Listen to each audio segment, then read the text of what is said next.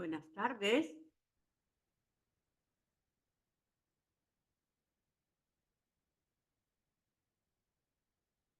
Buenas tardes. Buenas tardes, doctora. ¿Se ve mi imagen? Disculpen. Sí, doctora, sí se ve. Ok, muchas gracias.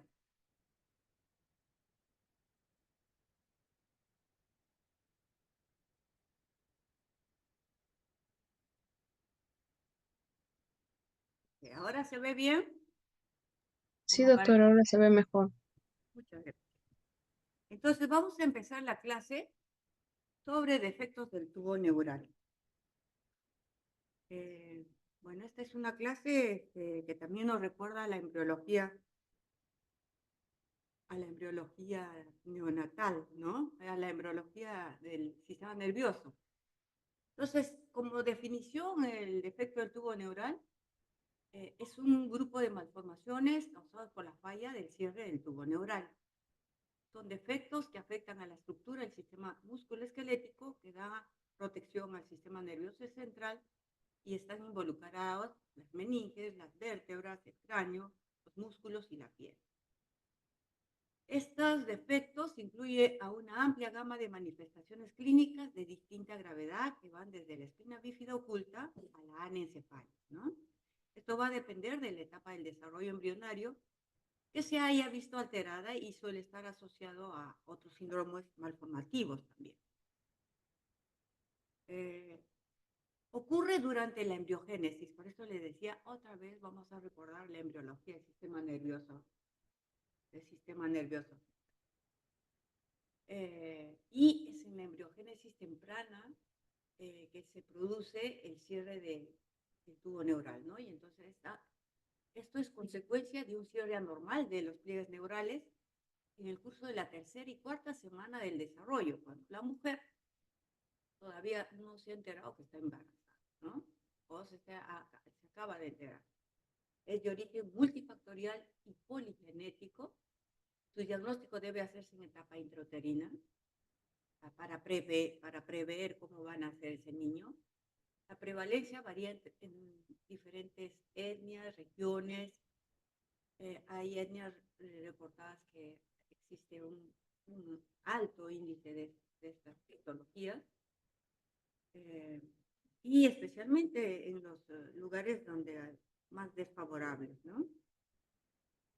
Entonces, decíamos que vamos a recordar un poquito de embriología. Esto es una lámina que ya les había presentado, eh, en la cual vemos que en la tercera y cuarta semana de vida fetal se forma el tubo neural, ¿no? Acá tenemos las crestas neurales, se imagina el ectodermo, se imagina, se forma el tubo neural y se va a cerrar el tubo neural, ¿no? Entonces, acá vemos el tubo neural ya está ya constituido y tenemos el neuroporo rostral y el neuroporo caudal, ¿no? Entonces, entre los días 24 y 27 se cierran estos neuroporos. La falta del cierre me va a dar esta patología de defecto del cierre del tubo neural. Si es el neuroporo rostral, va a venir toda la anencefalia, etc. Y si es neuroporo caudal, va a ser la espina bífida, ¿no? Entonces acá, recordar la embriogénesis, ¿no? Importante es la gastrulación. La gastrulación es el nacimiento del sistema nervioso, ¿no? La neurulación es la formación del tubo neural. Y es en esta etapa que se produce el defecto. En cuanto a la fisiopatogenia, el defecto de tubo neural involucra las tres capas germinales primarias.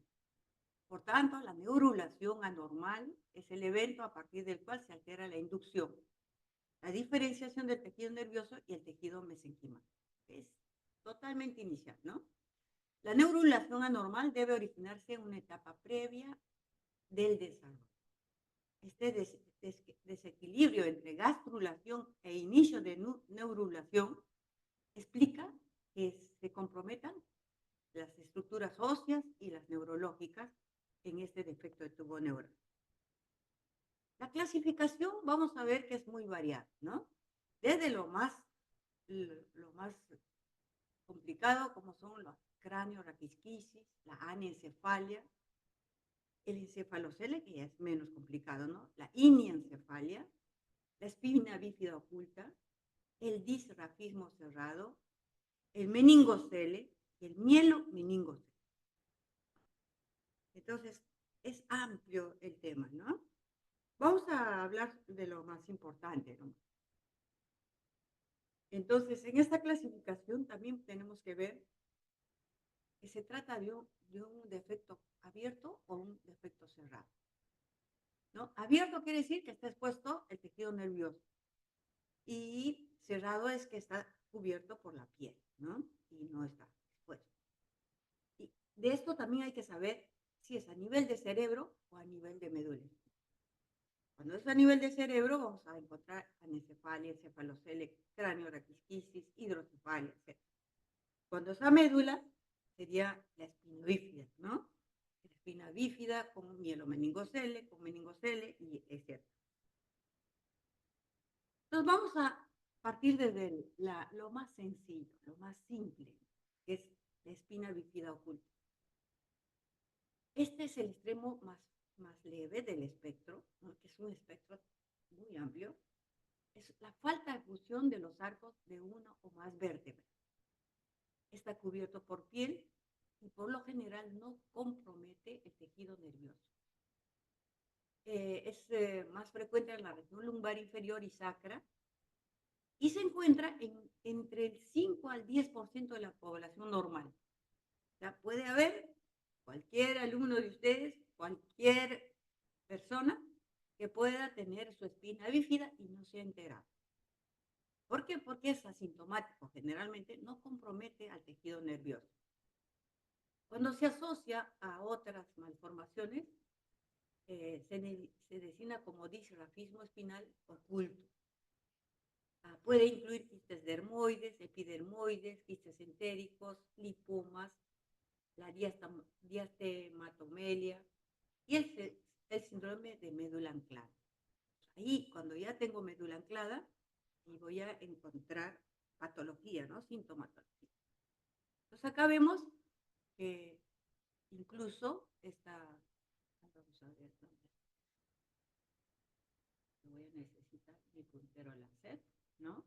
Acá vemos que la estructura ósea es la que no se ha cerrado bien, pero está tapado con una piel, ¿no? Y un tejido subcutáneo. Y en esa niñita vamos a encontrar algunos signos indirectos que me pueden hacer sospechar que esta niña tiene espina bífida, ¿no? Cuando vemos esas vellosidades o pelitos en la parte posterior, hay que hacerle en el momento una ecografía. O sea, cuando está recién nacidito, lo tenemos que encontrar eso, ¿no? Hacerle una ecografía de partes blandas de columna lumbosacra. Y acá les he puesto todo lo que uno puede encontrar. Y más debe haber más, ¿no? Un cambio de coloración, ¿no? Acá ya tenemos una tumoración, ¿no?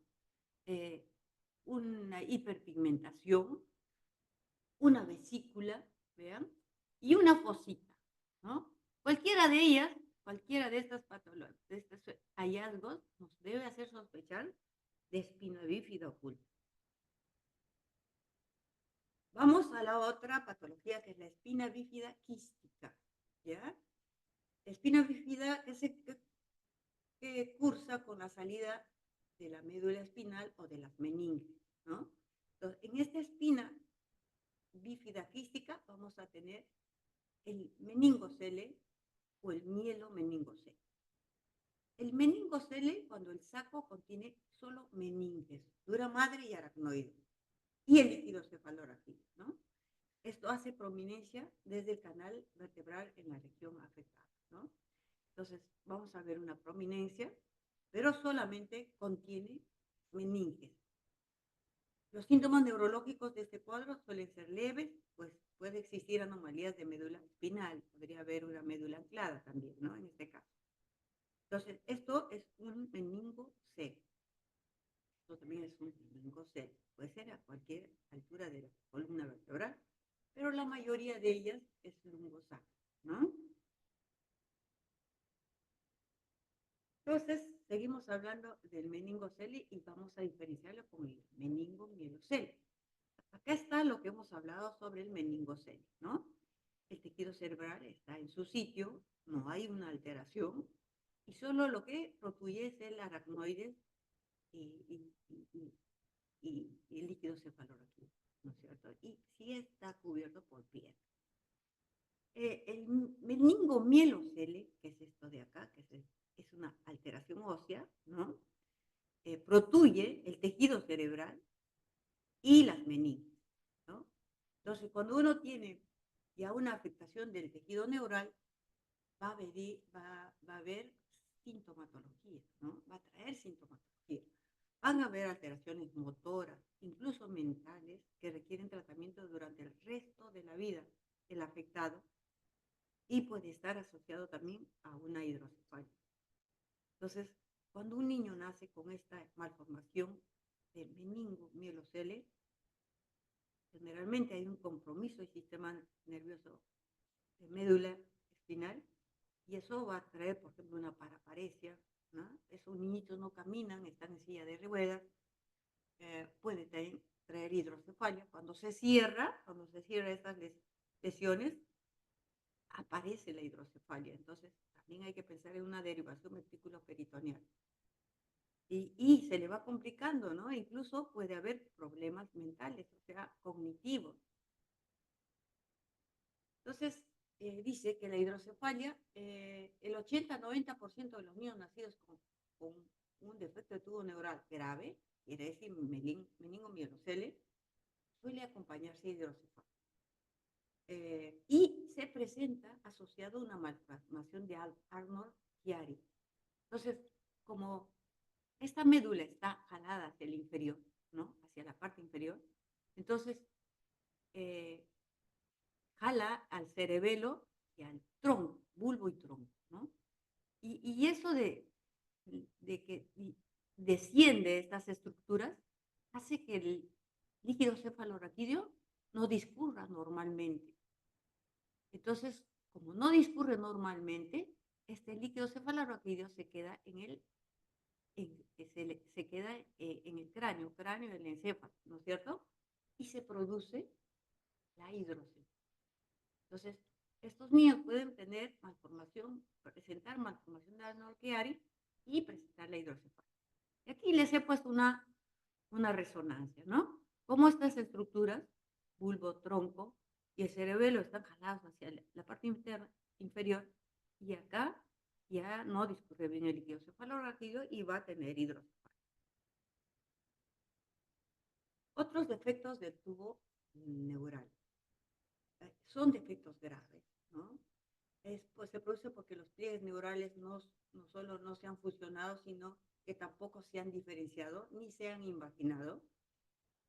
Tampoco se separan las superficies del ectodermo. Entonces, eso es la mieloquisis o raquisquisis. También dicen mielorraquisquisis también. Este tipo es la forma más grave de espina bífida, ya que se produce entre los 28 días de gestación, son el primer mes, ¿no es cierto? Los pliegues neurales no se elevan y persisten en la forma de una masa aplanada de tejido nervioso. No siempre es mortal, pero los que sobreviven tienen problemas clínicos severos, ¿no? Acá está la lesión, ¿no? Ahora vamos a hablar la cranioraquisquisis o anencefalia. He tratado de poner imágenes de dibujo, porque en realidad no es tan, es un poco que daña, ¿no? Cuando uno lo ve de frente en el bebé. Si ustedes lo van a revisar, van a ver que no es fácil de verlo, ¿no? Doctora, se la escucha muy bajito. Ya, más cerca entonces. Entonces, puede haber una cranioraquisquisis total, que es la falta del cierre de todo el tubo neural. Puede haber una raquisquisis o anencefalia, ¿no? En la cual el defecto afecta a la porción craneal del tubo neural el encéfalo está representado por una masa dorsal expuesta de tejido neural indiferenciado. Dado que el feto carece del control para la deglución de los últimos meses de embarazo, se caracteriza, esta madre puede tener polidrama, ¿no? Porque el feto no puede deglutir bien o deglute disfuncionalmente, ¿no? Los embriones anencefálicos suelen sobrevivir hasta estadios avanzados de la vida intrauterina o llegar a término, pero mueren a las pocas horas de haber nacido. Entonces, hay dos tipos de anencefalia, la merocrania y la holocrania, ¿no? La merocrania es un defecto pequeño en la cámara craneal cubierta por un área de cerebelo vacuoso. Y la holocrania, donde el cerebro está totalmente ausente. Acá este no tiene nada de efecto, ¿no? Solo vemos la carita y el cráneo no se enfoca. En lo que es la merocrania, sí tenemos un tejido indiferenciado, ¿no? Que no funciona, ¿no? Funciona. La iniencefalia es la falta de una adecuada diferenciación y cierre del tubo neural en la región occipital y espinal. También se puede llamar iniosquisis. Es otro tipo raro pero grave de defecto del tubo neural que se diagnostica cuando la cabeza del bebé está doblada severamente hacia atrás. Miren, la cabeza doblada severamente hacia atrás. Si vemos en la radiografía, ¿no? La cabeza pegada a la columna vertebral. Entonces, esa es una deformación de la columna, es extrema. Por lo general, el bebé carece de cuello, por lo que la piel del rostro está conectada al pecho y el cuero cabelludo está conectado a la espalda. Se puede asociar a otras malformaciones como labio leporino, paladar hendido, defectos cardiovasculares, anencefalia, malformaciones intestinales. Los niños que nacen con esta enfermedad también sobreviven solo pocas horas. Ahora pasamos a los defectos de la osificación craneal. Estas malformaciones son causadas por un defecto en la osificación del hueso del cráneo. Y el hueso que está más afectado es la región escamosa del occipital, que puede faltar por completo o parcialmente. Y ahí vamos a ver, como hay un defecto óseo, se puede producir o un meningocele, cuando el orificio del hueso craneal es pequeño y solo sobresalen las meninges, o un meningoencefalocele, cuando la abertura es más grande y se observa la protrusión de tejido cerebral. Entonces acá en esta imagen tenemos un meningoencefalocele gigante, ¿no? En la región occipital, y cuando le hacemos la imagen de tomografía, vamos a ver que hay tejido encefálico que se está protruyendo, ¿no? Y tenemos las meninges. Estos se asocian a trastornos neurológicos y también puede producirse hidrocefalia por efecto mecánico. El encefalocele, como vemos acá, hemos visto el occipital, ¿no es cierto? Vemos el parietal, protruye por la región parietal, el naso etmoidal, que sí he visto. Incluso a veces no vemos la prominencia así tan grande cuando es un naso etmoidal pequeñito. Puede tener síntomas respiratorios. Y cuando se le hace una resonancia encontramos que hay un encefalocele nasoetmoidal que está dificultando el paso del aire por las fosas nasales. Este es el frontal, ¿no? Por el hueso frontal. ¿Cuáles son las manifestaciones clínicas? Sería microcefalia, alteraciones visuales, ¿no? Crisis convulsiva, retraso mental, manifestaciones nasales y auditivas, lo que les decía, que manifestaciones nasales con un encefalocele pequeñito, deformidades faciales, como lo podemos ver acá, ¿no? Meningitis recurrente, cuando hay una apertura cuando está roto el encefalocele, ¿no? Infecciones de vías respiratorias, eso es lo que he visto yo, con un encefalocele pequeñito, dificultad para respirar, déficit de pares craneales, y espasticidad, cambios en el tono del niño, ¿no? Entonces acá vemos, miren, acá vemos un encéfalo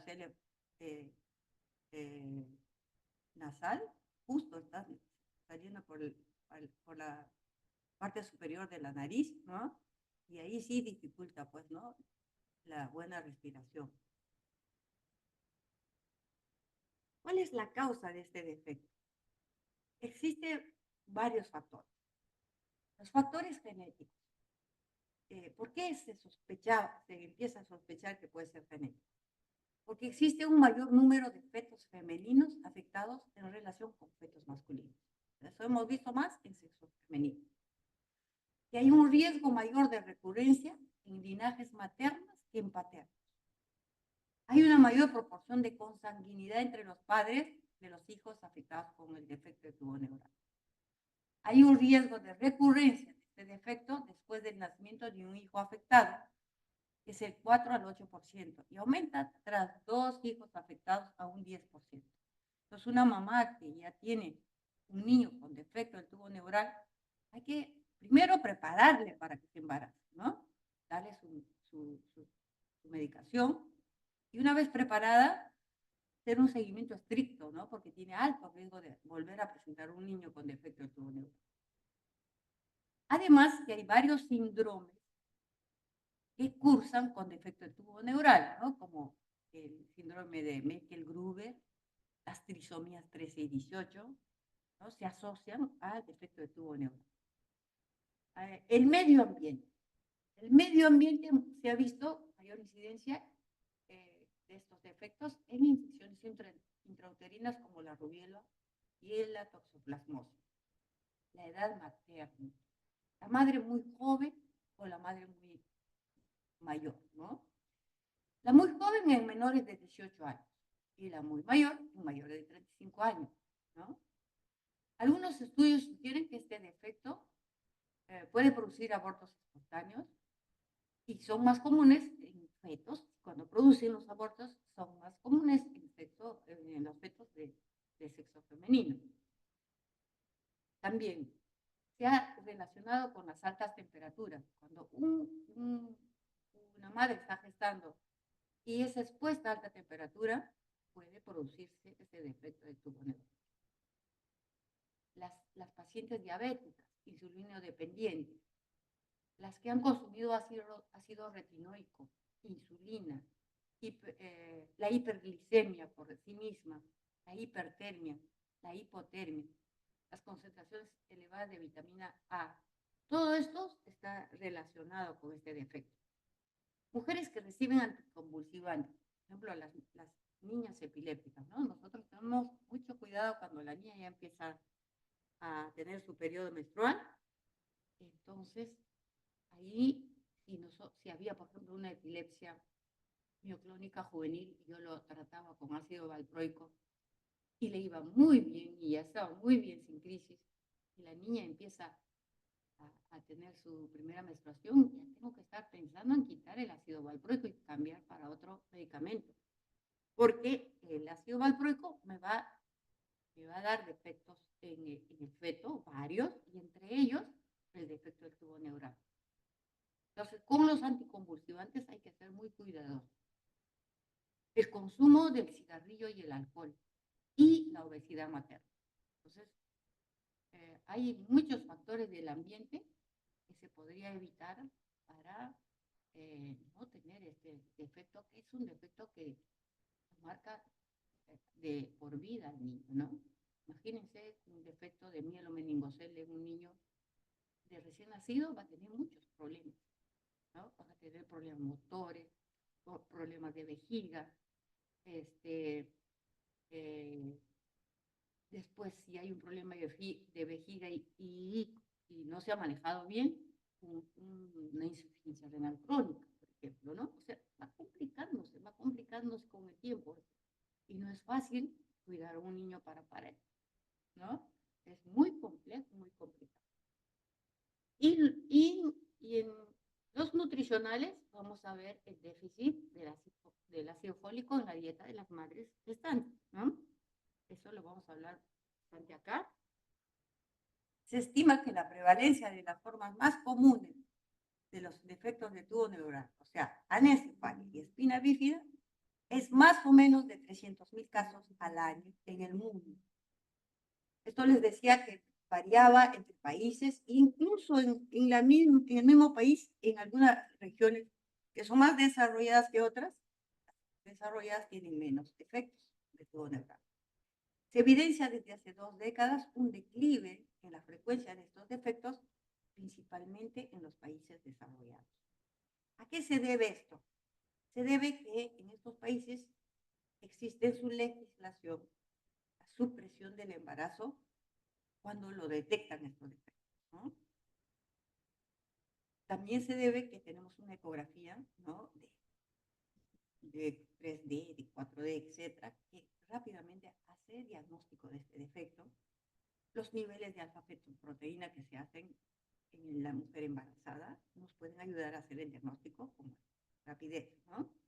Y por la suplencia preconcepcional del ácido fólico. Entonces, es darle ácido fólico a la madre, a la persona, a la mujer que piensa embarazarse, que piensa 3 meses antes, hay que estar preparándola, dándole ácido fólico para que no tenga estos problemas con su bebé. Entonces, la salud fetal va a depender de múltiples factores, siendo uno de los más importantes el estado nutricional de la madre, incluso, otra vez pongo, en la etapa preconcepcional. Entonces, las damas de este grupo, sí, están pensando, recién están pensando poder tener un niño, tomen su ácido fólico, ¿no? El ácido fólico juega un rol fundamental en la regulación de la diferenciación celular y la división celular. Estos eventos requieren un control preciso de la mitosis y de la reparación del ADN. Es así como los defectos de tubo neural pueden ser la consecuencia de eventos escalonados que parten de la reparación defectuosa del ADN en el periodo crítico de la neurulación. ¿En qué momento es la neurulación? De 3ª a 4ª semana de gestación. Para ayudar a prevenir las recurrencias, se recomienda a las gestantes una dosis diaria de 4 miligramos de ácido fólico desde 3 meses antes del embarazo. Esta dosis es 10 veces mayor a la que normalmente damos, es 400 microgramos, que es lo que se requiere normalmente, ¿no? Pero se le da buena dosis de ácido.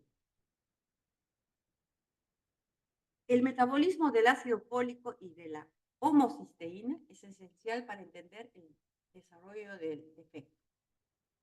El efecto del ácido fólico aún no se comprende bien, pero se presume que contribuye a nivel de la regulación de los factores epigenéticos, previniendo la metilación del ADN y o la proliferación celular a través de la síntesis de purinas y piridinas. Acá hay un estudio en la cual se evaluó un total de 2.593 casos de espina bífida observados en Estados Unidos. Los autores encontraron una reducción de los casos reportados de espina bífida en los periodos, miren, el periodo del 1992 al 96 y el periodo del 96 al 2016, fortificando la alimentación en estas gestantes. La reducción observada en general fue del 23%, siendo mucho más, llegando hasta el 70%, si solo se consideran los casos severos, ¿no? Entonces, todavía esto, ¿no? O sea, evita los casos severos, es tan importante evitarlos, ¿no? Entonces, hay fármacos que están relacionados con este defecto, y entre ellos era el cigarrillo, habíamos dicho, ¿no? El etanol, el alcohol, la difenilidantoína, anticonvulsivante, el fenobarbital, otro anticonvulsivante, el metotrexate, que se usa en el tratamiento oncológico, ¿no? La piremetamina, el trimetoprim. Igualmente usábamos bastante el trimetoprim. Sulfametoxazol, trimetoprim, venía junto, ahora casi ya no se usa. La aspirina, ¿no? Cualquiera puede tomarse una aspirina para el dolor de cabeza, ¿no? Entonces, esto es un cuadro más o menos, para tener idea, la parte de la izquierda, vemos lo normal, ¿no?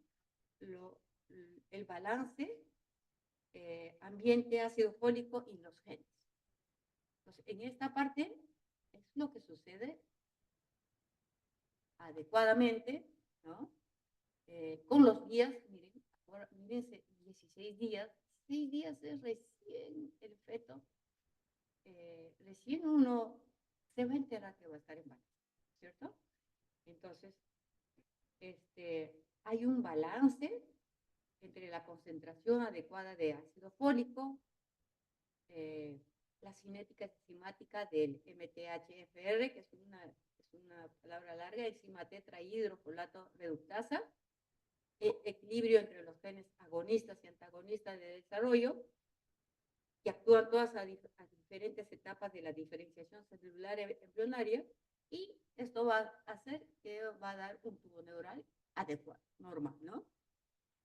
En esta figura, en esta parte que vamos a ver, en esta parte vamos a ver que va a tener un escenario negativo para la formación del tubo neural, ¿no?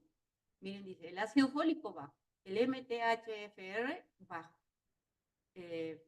durante todo el embarazo, ¿no? Ya empieza con la mujer con una concentración baja, y encima hay un desequilibrio de los genes, y puede haber de repente en la mujer, ya que tiene todo esto bajo y encima tiene diabetes, aumenta, ¿no? O encima tiene cáncer y le van a dar metotrexate, o déficit de vitamina B2, etc. Entonces, todos estos factores van a hacer que se produzca la espina bífida. El diagnóstico debe hacerse prenatal, ¿no? La mayoría de los defectos neurales pueden diagnosticarse durante el embarazo de forma precoz, ¿no? Habíamos hablado de la medición de alfa-fetoproteína, este estudio se hace entre las 16 y 18 semanas de embarazo.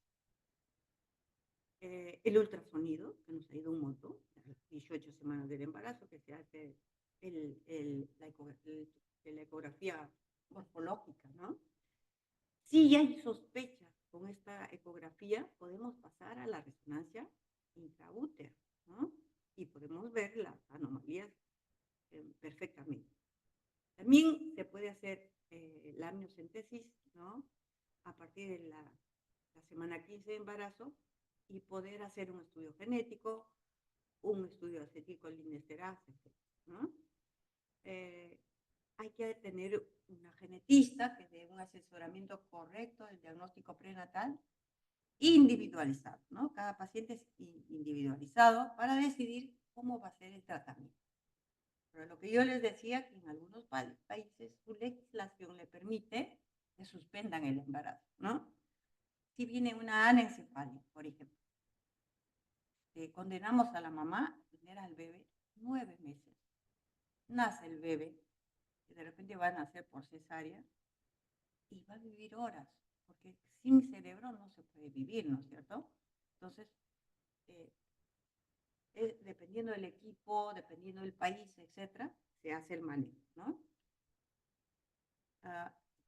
Ya el niño nació y ya tiene su defecto del tubo, ¿no? Del tubo neural.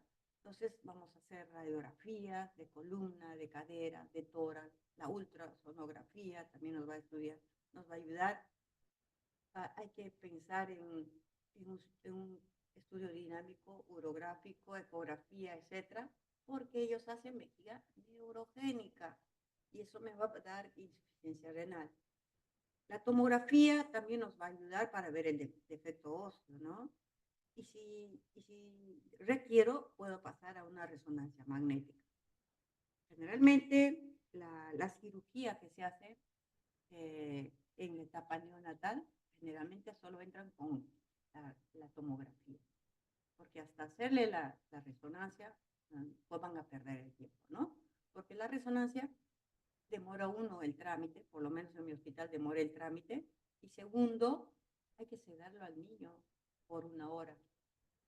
y no me va a aportar mucho más que la tomografía, ¿no? Ya después, cuando quieran hacer, después que se le ha hecho, ya se ha cerrado el defecto, quizás.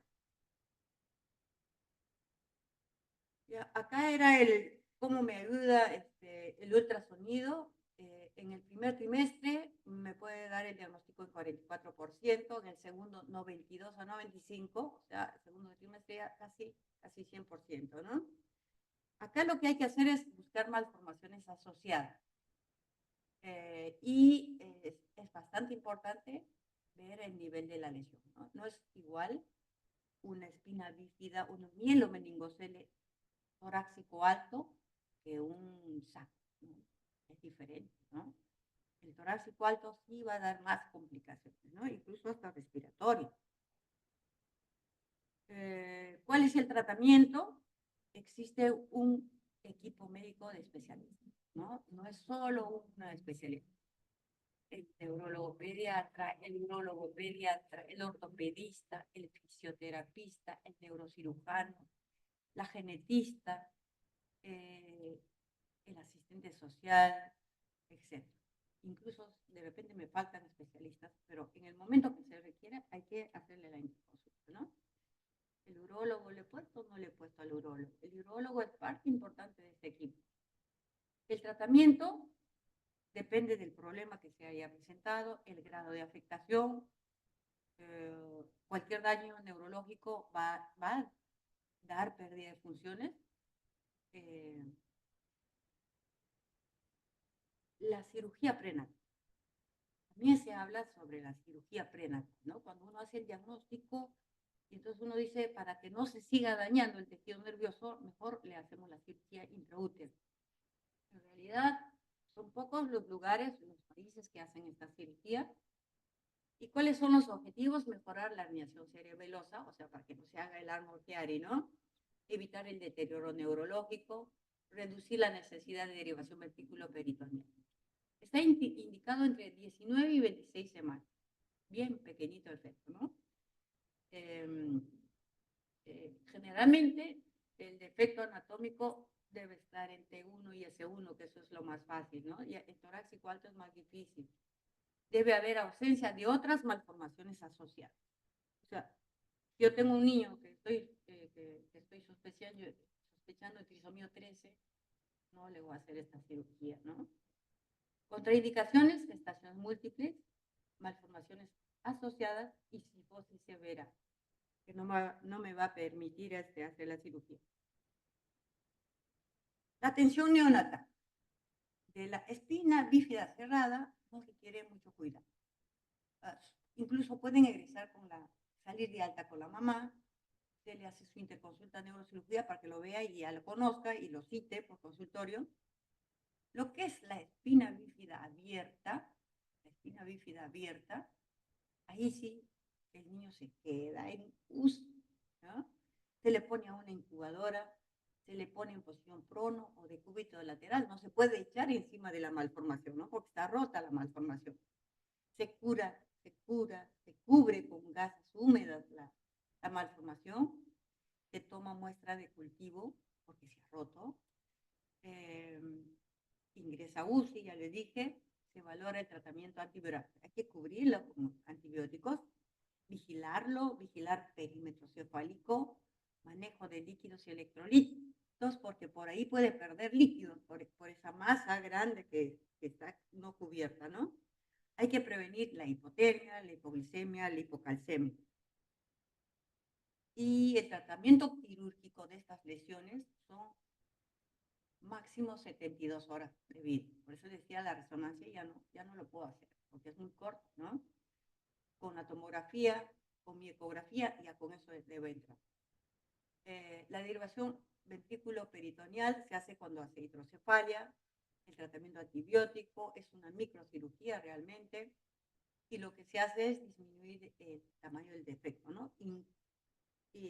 Poner el tejido nervioso, introducirlo, e introducir también las meninges, ¿no?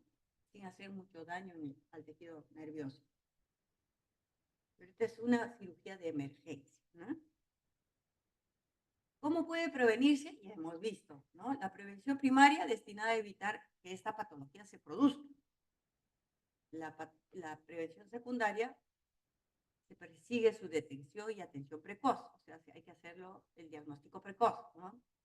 Y la terciaria ya es que se adapte el niño a este defecto y darle las posibilidades de una vida más o menos de calidad, ¿no?